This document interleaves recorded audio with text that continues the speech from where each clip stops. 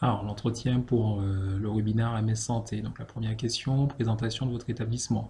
Le Centre hospitalier Compiègne-Noyon est un établissement MCO qui est tout jeune, qui est né de la fusion au 1er janvier 2013 des centres hospitaliers de Compiègne et de Noyon. Donc, c'est un établissement avec une activité diversifiée en médecine, en chirurgie, en obstétrique, avec une activité également de moyens séjours avec du SSR et de long séjour avec des ULCD, des EHPAD. Donc l'établissement se répartit sur 3 sites qui sont distincts géographiquement. Quel est notre système d'information? Donc le système d'information est composé d'une centaine d'applications avec sur plusieurs socles. Donc sur le volet administratif, une gamme Hexagone éditée par ACFA, une GEF et une GRH qui sont les outils Agir, Mac2 édités par le MIPI.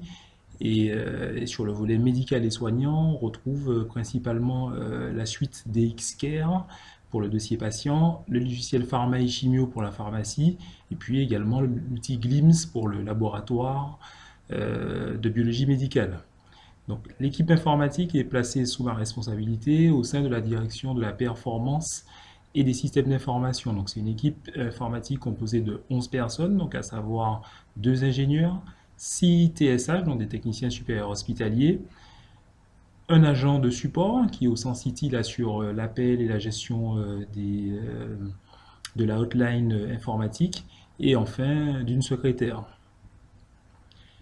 Le projet MS Santé en lui-même, donc qu'est-ce qu'il nous apporte concrètement? Le projet MS Santé s'inscrit dans une logique générale de dématérialisation prévue dans le cadre de notre projet d'établissement. Aujourd'hui, notre chef d'établissement, Brigitte Duval, est convaincue que les usages de la dématérialisation peuvent être bénéfiques pour l'optimisation de la performance générale de l'établissement. C'est en ça que MS Santé intervient comme une première brique avec des perspectives d'optimisation du travail des secrétariats et d'amélioration de la coordination avec la médecine de ville. Donc on peut considérer qu'avec un projet de messagerie sécurisée, on pourra supprimer à terme l'édition papier et donc la chronophage mise sous pli par nos secrétariats médicaux. On peut considérer également qu'on pourra gagner en visibilité auprès des médecins de ville, puisque l'ensemble de nos praticiens hospitaliers sont visibles dans les annuaires MS Santé et dans les annuaires Apicrypt, et les secrétariats médicaux également bénéficient d'adresses mail génériques MS Santé qui permettent également d'être joignables auprès des médecins de ville qui se plaignaient jusqu'ici d'avoir des grandes difficultés à joindre par téléphone nos secrétariats pour évoquer des aspects nominatifs et personnels de la prise en charge de leurs patients. Donc, quand est-ce qu'a commencé le projet MS Santé? C'est un projet qui a démarré très très rapidement et qui finalement a évolué également très rapidement. Donc, dès le début décembre, lorsque nous avons été retenus par la ZIP Santé pour faire partie des 15 établissements bêta-testeurs, on a mis en place une équipe de projet autour d'Alain Crépiki, le responsable du système d'information, David Meunier, l'ingénieur chef de projet, et de moi-même, pour se mettre en ordre de marche pour atteindre très rapidement les exigences du DSFT édité par la ZIP Santé. Donc, dès le 22 mai, au niveau des salons HIT, nous étions en capacité d'émettre des messages, tout en respectant encore une fois ce corpus d'exigences édité par la ZIP Santé. Dès la fin août, avec l'obtention de l'autorisation CNIL unique, nous avons été en capacité de passer en production.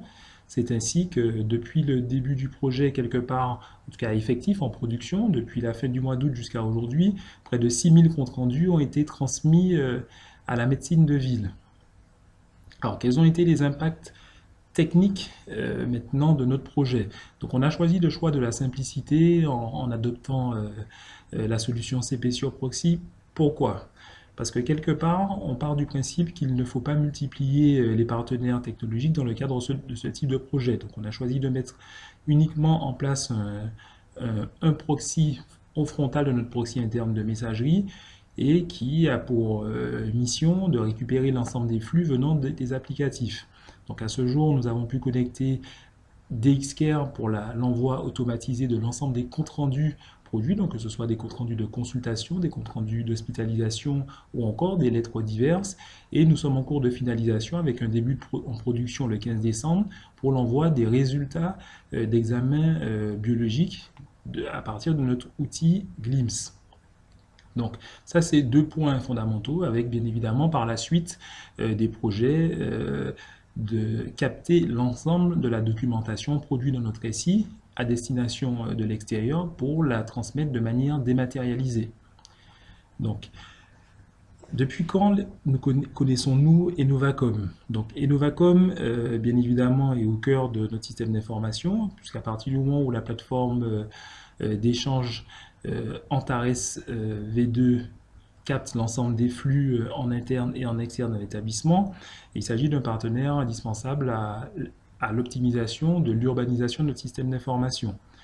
Donc, aujourd'hui, quels sont nos futurs projets? Donc, une fois passé le cap de ce projet de messagerie qui nécessite encore d'être consolidé, notamment en termes de communication auprès de la ville, nous envisageons plusieurs projets d'envergure majeure, à savoir la mise en place d'un hôpital sans fil, permettant également, toujours dans cette logique de dématérialisation, de supprimer l'ensemble des images DICOM et non DICOM produites dans l'établissement pour les mettre à disposition dans un PAX, voire un max d'établissements.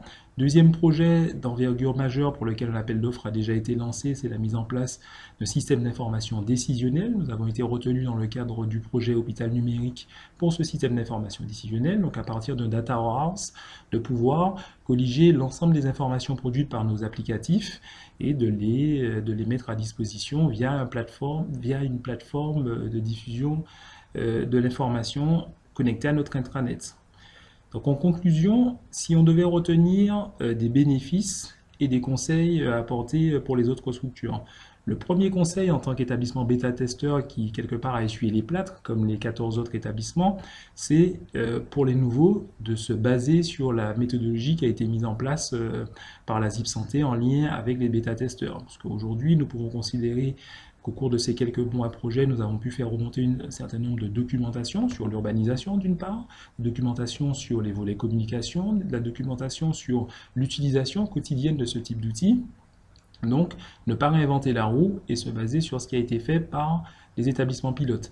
Le deuxième conseil que je pourrais donner éventuellement, c'est de ne pas négliger l'impact de la communication, qu'elle soit interne ou externe, sur ce type de projet. Parce qu'on a très souvent tendance à penser que ce sont uniquement des projets techniques, mais derrière, pour pouvoir envoyer des messages, d'une part, il faut arriver à mobiliser des médecins et des secrétariats pour que les documents soient produits selon des standards compatible quelque part avec les usages de la dématérialisation. Je pense particulièrement à la sélection du médecin correspondant et donc destinataire de ce message. Puis deuxième élément, pour envoyer des messages, il faut au bout de la ligne des interlocuteurs qui disposent d'adresses messagerie sécurisées.